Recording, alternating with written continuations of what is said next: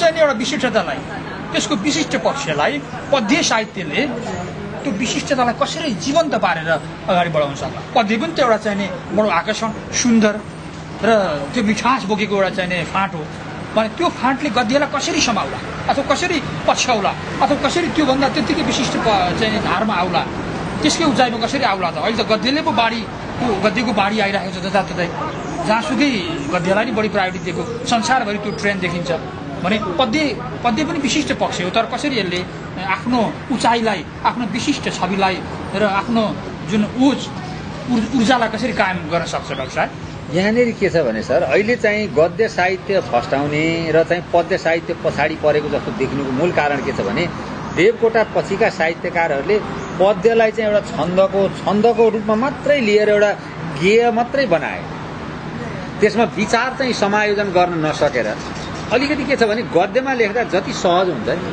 पद्यमा लेख्दा त्यति सहज हुँदैन। शास्त्रीय छन्दमा लेख्दाखेरि त्यहाँ गणहरू त्यहाँ शब्दहरू अभिमासम मसम कुर्या छन्दो भङ्ग नकारेत भनेको छ मासलाई मस बनाऊ तर छन्द नबिगार भनेको छ। त यो जुन परम्परा चाहिँ नि अलि अघिल्लो जस्तो चाहिँ नि एउटा दुस्साध्य परम्परा पनि माने हिजो चाहिँ नि हाम्रा ऋषिमुनिहरूले जस्तो चाहिँ एउटा दीर्घ साधना गर्न नसक्नेहरूका लागि गद्यमा हिँड्न सजिलो भयो पद्यको बाटो पक्रिनलाई र त्यसो हुनाले के भने सहज बाटो पक्रिँदाखेरि विचार पनि सहज ढङ्गले प्रस्तुत हुन सक्यो। पद्य साहित्य चाहिँ के भने छन्द मात्रै हुन गयो छन्द चाहिँ नि एकदम चाहिँ धेरै छन्दमा चाहिँ लेखिने तर विचारविहीन हुँदै जाँदाखेरि विचार कमजोर हुँदै जाँदाखेरि गद्य साहित्यले जित्यो। चट्ट चाहिँ के भने जस्तो चाहिँ नि चट्ट त्यो चाहिँ त्यो समयको चाहिँ चिन्तनलाई बोक्न चाहिँ पद्यले भन्दा गद्यले बढी बोक्यो। त्यसो हुनाले अहिलेको युवा जमातलाई अहिलेको जेनेरेसनलाई चाहिँ गद्यले छोयो र पद्यमा चाहिँ के भयो भने त्यो एउटा विचार भन्दा पनि के भन्दाखेरि त्यसको चाहिँ छन्द अलङ्कार रीति वैचित्र्य जस्ता कुराहरू चाहिँ त्यसमा चाहिँ घुसाउन खोज्दाखेरिमा विचार चाहिँ अलिक गौण हुनुभयो। जब साहित्यमा विचार गौण हुन्छ नि त्यसपछि के हुन्छ भने त्यो साहित्य चाहिँ अलिक पठनीय हुँदो रहेछ। हिजोका ऋषिमुनिहरूले चाहिँ नि विचार प्रधान बनाएर शास्त्रीय छन्दमा कविता लेखे अहिलेका चाहिँ छन्दमा लेख्नेहरूले चाहिँ विचारलाई गौण बनाएर रीति अलङ्कार जस्ता कुराहरूमा चाहिँ प्रायोरिटी दिँदाखेरिमा गद्य साहित्यले उछिन्यो। गद्य साहित्यले चाहिँ विचारलाई छिटो पक्रिन सक्यो पद्य साहित्यले चाहिँ अलि अल्मलियो। हजुरको यो विचारको लागि धेरै धेरै धन्यवाद। अब यहाँलाई म अर्को फेरि छलफलमा आयौँ साहित्यिक चर्चा भइरहेको छ आज कस्तो डाक्टर साहबलाई कस्तो अनुभव भइरहेको छ लन्डनको एउटा यो माहौलमा जाडो अलिक चिसो पनि छ बाहिरपट्टि वेदर पनि अलिक चिसिएकै छ तर पनि घाम एउटा पारिला घाम लागेको यो मौसममा यसरी साहित्यिक चर्चा हुँदाखेरि कस्तो अनुभव भइरहेको छ? मलाई एकदम रमाइलो लागिरहेको छ। लगभग यो मेरो काठमाडौँ जाने मेरो एक दिन बाँकी छ त्यो अन्तिम बेलामा आएर अथवा यो एक महिनाको बसाइको यो आज अन्तिम दिन भने पनि हुन्छ। त यो दिन एउटा यत्रो ठुलो संस्थाको राम्रो अथवा मिठो फिल असाध्यै रमाइलो आनन्द आइरहेछ र नेपाली भाषा साहित्य यति पर आएर पनि म त हामी त के भनेदेखि नेपालभित्र मात्रै नेपाली साहित्य छ भन्ने एक किसिमको सङ्कीर्ण सोचाइ पनि हुनसक्छ कहिलेकाहीँ तर के भने नेपाल बाहिर बसेर पनि नेपाली भाषाको बारेमा यति काम भएको रहेछ नेपालको बारेमा नेपाली वाङ्मयको बारेमा यति धेरै चिन्तन भएको रहेछ त्यसले मलाई खुसी लाग्यो। धन्यवाद छ यहाँलाई। एउटा कुरा हजुरलाई भर्खरै हामीले एउटा अन्तर्राष्ट्रिय नेपाली वाङ्मय प्रतिष्ठानले सानो एउटा अन्तर्क्रिया पनि गरेका थियौँ आएको बेलामा हजुरले पनि हेर्नुभयो बुझ्नुभयो कस्तो लाग्छ यो भर्खर हामीले यो अन्तर्राष्ट्रिय वाङ्मय प्रतिष्ठान खोलेका छौँ कस्तो पाउनुभयो त यहाँले यहाँको आफ्नो अनुभव थोरै हामीलाई सेयर गर्नुहुन्छ कि कस्तो छ? मैले यहाँहरूसित जुन अन्तर्क्रिया कार्यक्रममा पहिलोचोटि मेरो परिचय भयो र त्यहाँ जुन यहाँहरूले जुन कार्यक्रम गर्नुभयो जुन कुराहरू नेपाली भाषा साहित्यको बारेमा अभिव्यक्त गर्नुभयो त्यसको बारेमा तपाईँहरू जस्तो तपाईँ स्वयं चाहिँ गोपीकृष्ण गोसाईजी पाठकजी विकल आचार्यजी अब जयलक्ष्मी राईजीको जुन मैले कुराहरू सुने त्यो सुन्दाखेरि मलाई बेलायत आए पनि म एउटा नेपालमै छु जस्तो लाग्यो र एउटा के भनेदेखि अत्यन्त उत्साहप्रद यहाँहरूको अवस्था यहाँहरूको सोच चिन्तन देखियो र यहाँहरूले आफ्नो यो वाङ्मय प्रतिष्ठानको उद्देश्यबारे पनि बताउनुभयो र देश विदेशमा यसको चाहिँ शाखा प्रचार गर्दै जाने पनि कुरा गर्नुभयो त्यो कुरा थाहा पाएपछि मैले अत्यन्त आशाप्रद र अत्यन्त सुखद चाहिँ भविष्यको परिकल्पना मैले गरेको छु। मलाई चाहिँ बेलायतमा बसे तापनि म नेपालमै बसिरहेको छु जस्तो मलाई अनुभव भयो। अझ न्यानो माया पाएँ र लेख्ने ऊर्जा मैले पाएँ। अब मैले कुनै दिन मनभित्र विक्षिप्ति आएर अथवा मनभित्र अचिलो परेर लेखेर के हुँदो रहेछ र भन्ने स्थिति आउने त्यो एउटा हुन त अहिलेसम्म त्यो आएको छैन। त्यो आउन नदिनको लागि र निरन्तर अघि बढ्नको लागि मलाई एक किसिमको एउटा कोसे ढुङ्गाको काम गर्छ जस्तो लाग्यो। धन्यवाद। यहाँलाई मनपर्ने साहित्यकारहरूको नाम सक्नुहुन्छ?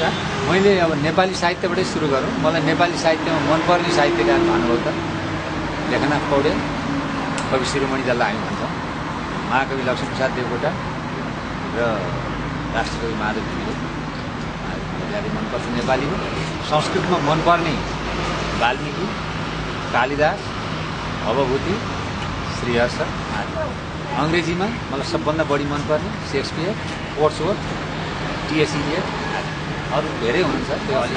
धन्यवाद जानकारीको लागि। यहाँको बारेमा त काव्य पनि लेखिएको रहेछ, महाकाव्य पनि लेखिरहेछ, जसमा नारायण प्रसाद गौतमजीले महाकाव्य, चन्द्रप्रसाद नेउपानेले खण्डकाव्य लेख्नु भएको छ। यहाँको कुन ऊर्जाबाट, कुन क्षमताबाट, कुन उचाइबाट प्रभावित भएर यति साह्रो निष्ठापूर्वक उहाँहरूले महाकाव्य लेख्नु भयो जस्तो, खण्डकाव्य लेख्नु भएको जस्तो? मैले उहाँहरूलाई चिने पनि थिइनँ। उहाँले एउटा यो नारायण प्रसाद गौतम भन्ने डाक्टर चाहिँ कुमारबहादुर जोशीका चेला हुनुहुँदो रहेछ। कुमारबहादुर जोशीले के भन्नुभएछ भने नेपाली साहित्यले विश्वकै एउटा ठुलो महाकाव्य बनाइसक्यो, नेपाली साहित्य त्यो रूपमा आइसकेको छ। गौतमजी, तपाईँले यदि कसैको बारेमा महाकाव्य लेख्नु छ भने रमेशचन्द्र अधिकारीको बारेमा लेख्नुहोस् भनेर एक दिन किरातानीमा आएपछि नारायण गौतमजीले डाक्टर कुमारबहादुर जोशीको निर्देशनमा, सुपरभिजनमा त्यो तयार पार्नुभएछ। पारेपछि त्यसलाई हाम्रो राष्ट्रकवि माधव घिमिरे लगायत, कमलमणि दीक्षित लगायत वरिष्ठ साहित्यकारहरूले त्यसलाई प्रकाशन गर्ने काम गर्नुभयो। मैले उहाँहरूलाई चिने पनि थिएन। उहाँहरूले प्रकाशन गर्नुभयो, मैले प्रकाशित भएपछि मात्रै त्यो थाहा पाएँ। र चन्द्रप्रसाद नेउपानेले आधुनिक वाल्मीकि भनेर चाहिँ खण्डकाव्य लेख्नुभयो। लेखिसकेपछि त्यसको बारेमा चाहिँ वाल्मीकि त धेरै ठुलो ऋषि हो, उहाँको बारेमा यत्रो चाहिँ रमेशजीको बारेमा यति दिने, यस्तो टाइटल दिन मिल्छ र भनेर अलिकति केही टिका टिप्पणी पनि भएछ।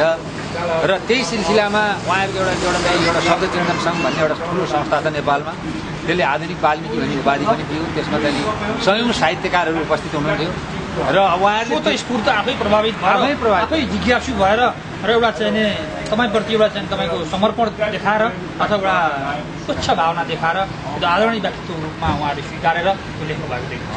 त्यही हो सर, मैले उहाँहरूलाई चिने पनि थिएन। अब यहाँलाई अर्को प्रश्न, डायस्पोरिक साहित्यको बारेमा आफ्नो के छ भनाइ? अब नेपाली साहित्यलाई फराकिलो बनाउने काम डायस्पोरिक साहित्यले गरेको छ। नेपाली साहित्य नेपालभित्रै बसेर नेपालभित्रकै अनुभवलाई मात्रै, नेपालमा देखिएका विषयवस्तुलाई मात्रै राखेर एउटा पुरानै ढर्राबाट मात्रै अघि बढ्ने चलन थियो। त्यसलाई फड्को मारेर डायस्पोरिक साहित्य, जो देश विदेशमा बस्नुभएका जुन नेपालीहरू बाहिर पनि बस्नु भएको छ र उहाँहरूले नयाँ नयाँ अनुभव, नयाँ नयाँ चिन्तन, नयाँ नयाँ सोच जुन एउटा जन्माउनु भएको छ, आविर्भाव गर्नु भएको छ, त्यो अनुभूति सँगाल्नु भएको छ, त्यसलाई नेपाली भाषाको माध्यमबाट चाहिँ पस्किँदाखेरि एउटा डायस्पोरिक साहित्यले चाहिँ के भनेदेखि एउटा युगको परिकल्पना गरेको मैले ठानेको छु। नयाँ युगको नयाँ फड्को मारेको छ नेपाली साहित्यले।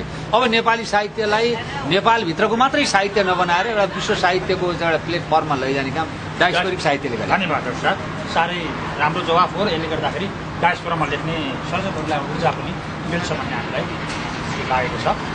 त्यस्तै अब बेलायती डायस्पोरा अथवा युके डायस्पोराका नेपाली सर्जक, नेपाली दाजुभाइ दिदीबहिनीहरूलाई के भन्न चाहनुहुन्छ? मैले अब तपाईँहरूसँग मेरो के एउटा अनुरोध छ भने हुन त यहाँहरू गरिरहनु भएको छ। तपाईँहरू जुन एउटा युकेमा बसेर नेपाली भाषा साहित्यको जुन सेवा गरिरहनु भएको छ त्यो अत्यन्त सराहनीय छ, स्तुत्य छ, प्रशंसनीय छ। अझ तपाईँहरूले यसलाई थप चाहिँ ऊर्जा थप्दै जानुपर्छ। अब किनभने मान्छेले कुनै पनि काम अब पूर्ण भन्ने कुरा कहिले पनि हुँदैन र यसलाई चाहिँ अझ जति सक्दो बढाउँदै जाने र भविष्यको पिँढीलाई चाहिँ एउटा प्लेटफर्म दिने काम चाहिँ गर्नुपर्छ। र तपाईँहरूले जुन एउटा गर्नुभएको छ अझ यसलाई अगाडि बढाउन सक्नुहोस्। अझ धेरै चाहिँ साहित्यकारहरू यहाँ चाहिँ सिर्जित हुन्, अझ साहित्यकारहरू धेरै जन्मिउन् र नेपाललाई माया गरेर बेलायतमा बसे तापनि आखिरमा धरतीको माटो एउटै हो, तर आफ्नो जननी जन्मभूमि छ स्वर्गादपि गरिएसी, अपि स्वर्णमयी लङ्का नमी लक्ष्मण रोचते, जननी जन्मभूमि छ स्वर्गादपि गरिएसी।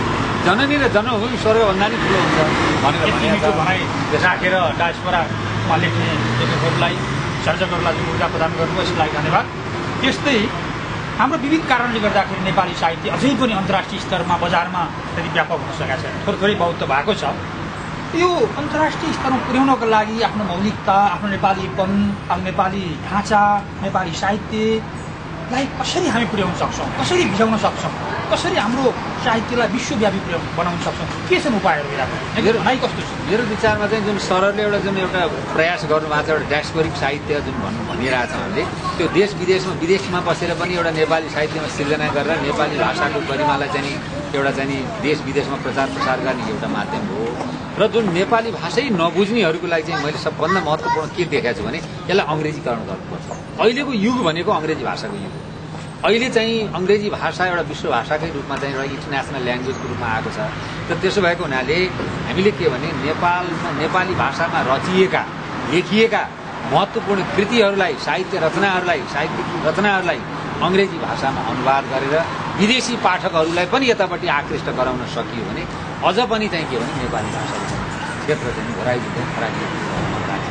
त्यसो हुनाले अहिलेको मूलभूत मर्म भनेको अब हामीले के भने हाम्रो एकाडेमी साझा जस्तो संस्थाले र चाहिँ तपाईँहरू विदेशमा बसेर चाहिँ नेपाली बान्धवहरू सेवा गरिरहनु भएको छ। तपाईँहरूले पनि तपाईँहरू सबैको एउटा संयुक्त प्रयासबाट नेपाली भाषामा लेखिएका उत्कृष्ट रचनाहरूलाई विदेशी पाठकहरूको सामु लैजानको लागि अङ्ग्रेजी भाषामा अनुवाद गर्ने र राम्रो अनुवाद गरेर विदेशी पाठकहरूको सङ्ख्या बढाउँदै जान सकियो भने नेपाली साहित्य पनि एउटा उर्वरक साहित्य रहेछ, धनी साहित्य रहेछ, फर्टाइल लिटरेचर रहेछ नेपाली साहित्य भनेको भन्ने कुरा विदेशीले बुझिन्छ।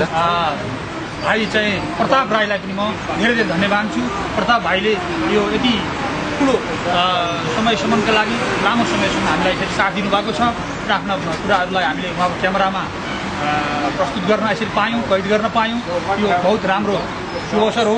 यी सबै कुराहरू भेटाउनको लागि बहिनी जुना अधिकारीजीले पनि जुन सहयोग, तत्परता र हार्दिकता देखाउनु भएको छ, उहाँलाई पनि म धेरै धेरै धन्यवाद चाहन्छु। र यस्तै अन्तिममा महादशैँको मङ्गलमय शुभकामना र धेरै धेरै यहाँलाई चाहिँ यहाँको अग्रिम यो चाहिँ यो महाकाव्य अन्तर्राष्ट्रिय स्तरमा पुगोस्, Guinness book of the world रेकर्डमा दर्ज हुन सक्षम होस्, यी सबै कुरालाई शुभकामना दिँदै आज हामी अब बिदा हुन चाहन्छु यहाँबाट, अथवा अहिले हामी अन्तर्वार्ता हाम्रो कुराकानीलाई यति दिन चाहन्छु। धन्यवाद। धन्यवाद। धन्यवाद यहाँलाई।